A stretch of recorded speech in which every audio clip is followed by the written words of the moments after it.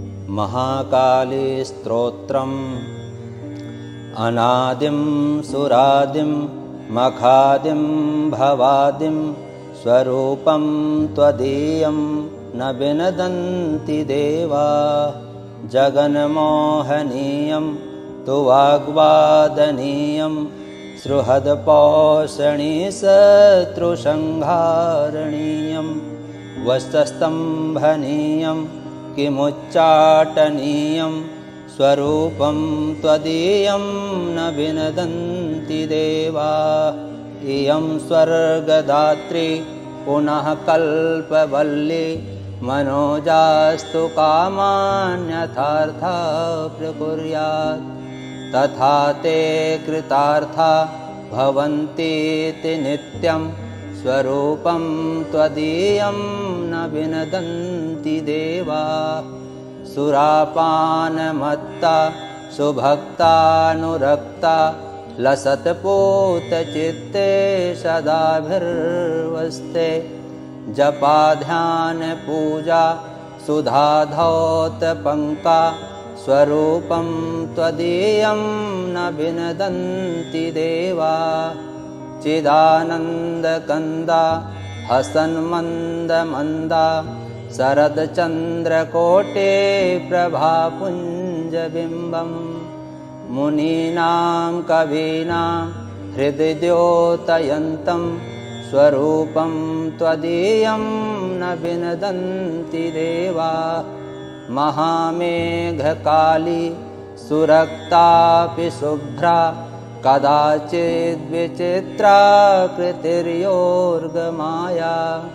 न बाला न वृद्धा न कामातुरापि स्वरूपं त्वदीयं न विनदन्ति देवा।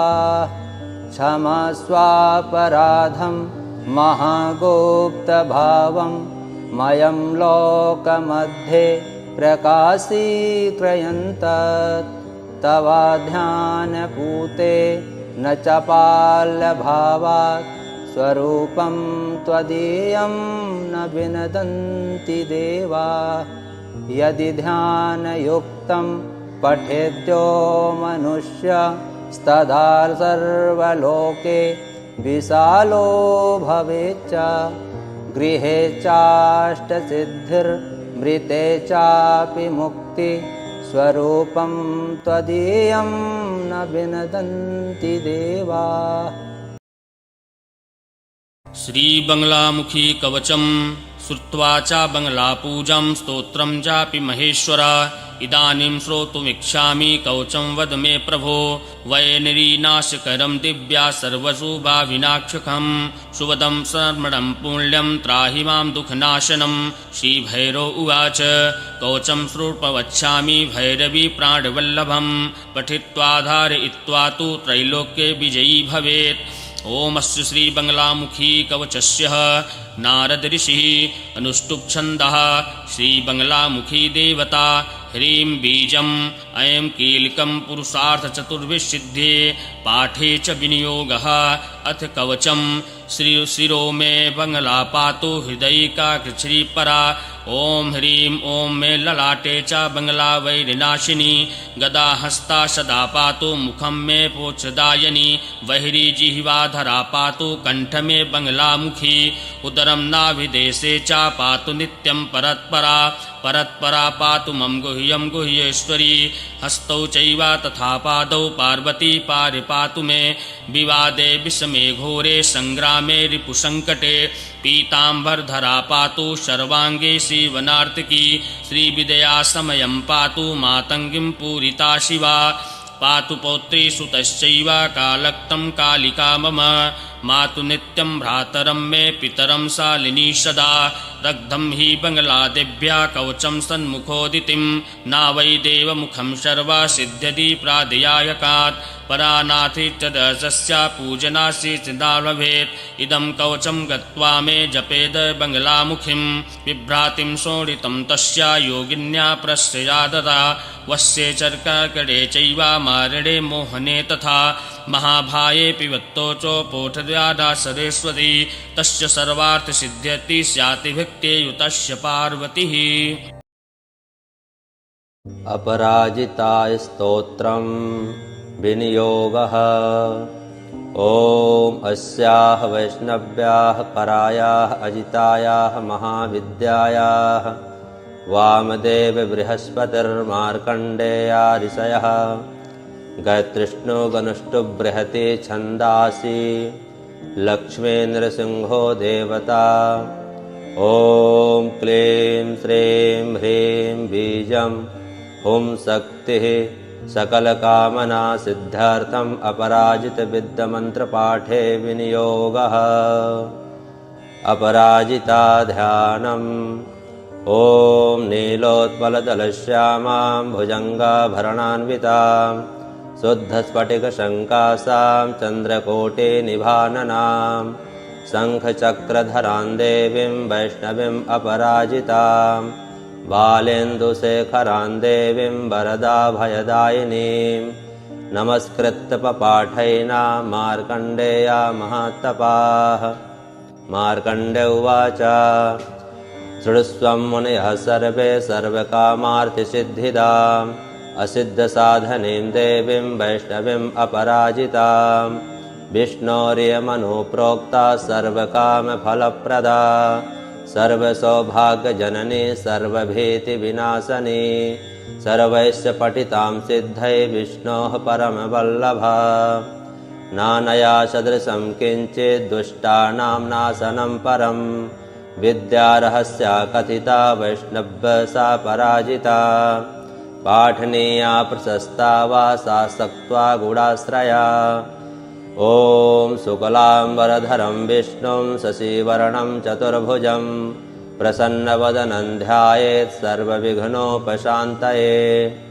अथातः सम्प्रवक्ष्यामि हवयां पराजितं या शक्तिर्मामकी वत्सा रजोगुणमयी मता सर्वसत्त्वमयी शाक्ता सर्वमन्त्रमयी च या स्मृता पूजिता जप्ता न्यस्ता कर्मणि योजिता सर्वकामदुधा वत्सा शृणुष्वेतां ब्रवीमि ते।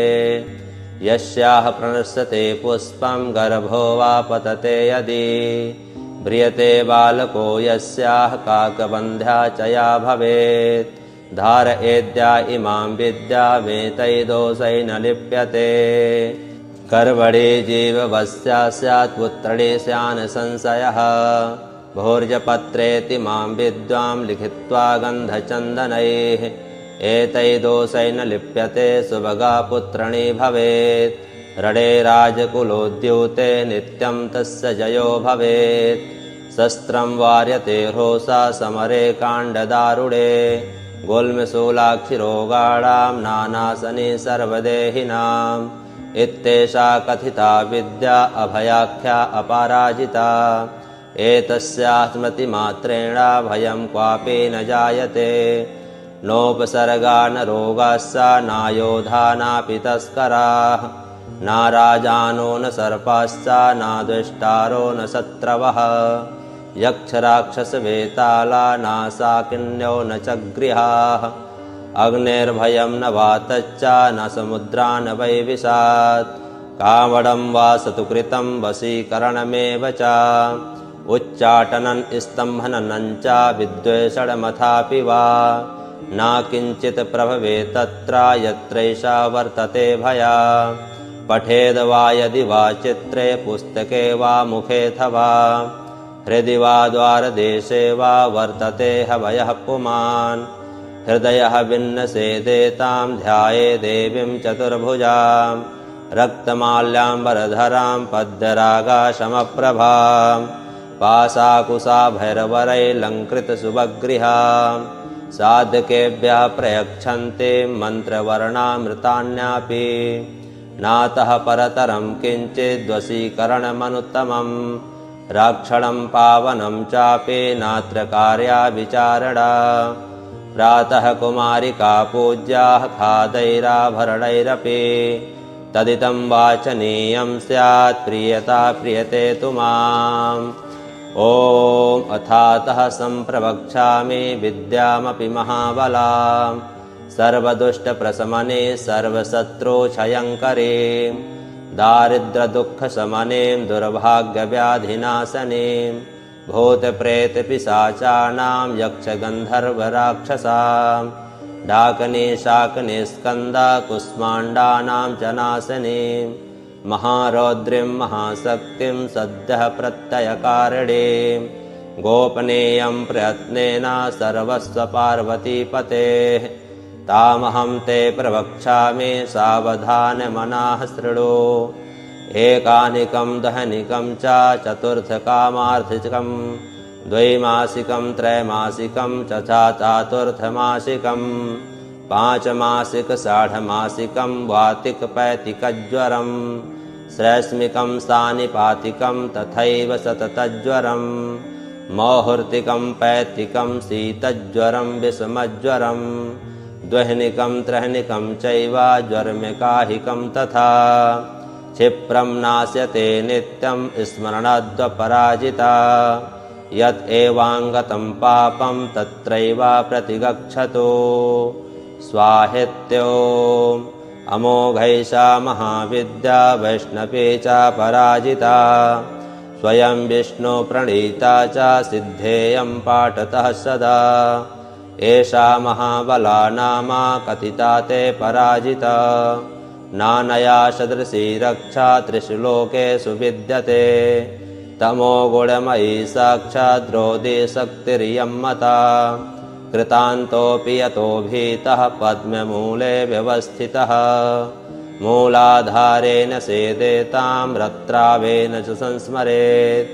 नीलजितमूतशङ्काशां तदितकपिले केशिकाम् उददादित्यशङ्काशां नेत्रतय विराजितां शक्त्रिं त्रिशूलं शङ्खं च पानपात्रं च बिभ्रते व्याघ्रचर्मपरिधानां किङ्किणीजालमण्डितं धावन्ति गङ्गस्यातः पादुकाहितपादकां दष्टाकरालवदनां व्यालकुण्डलभूषितां व्यातवक्त्रां ललजुह्यां भ्रुकुटिकुटिलालकां स्वभक्तद्वेषिणां रक्तं पिबन्तीं पानपात्रतः सप्तधातून् शोषयन्तीं क्रूरदृष्ट्या विलोकनात् त्रिशूलेन च तज्जुह्यां कीलयन्ते मुहुर्मुहुः पाशेन बद्धातं साधमानवन्ति तदन्तिके अर्धरात्रस्य समये देवीं ध्यायेयं महाबलाम्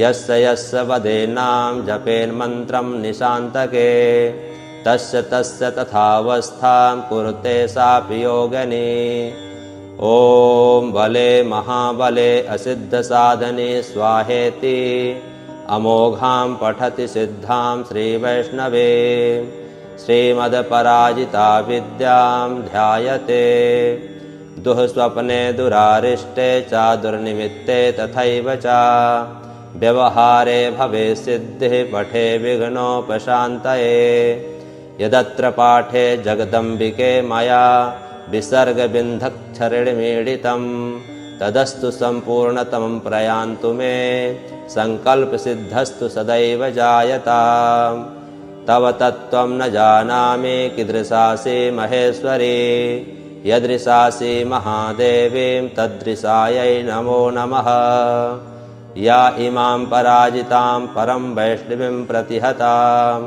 पठति सिद्धां स्मरति सिद्धां महाविद्यायां जपति पठति शृणोति स्मरति धार्यति कीर्तवती वा न तस्याग्निवायुवज्रोपलास्निवर्षभयं न समुद्रभयं न गृहभयं न चौरभयं न शत्रुभयं न शापभयं वा भवेत् क्वाचिदत्रैधका स्त्री राजकुलविद्वेषी विषगरगरदवशीकरणविद्योषचटानवध वधं भयं मना भवेत् विषगरगरदवशीकरणविद्योषचटानवध वधं भयं वा न भवेत्।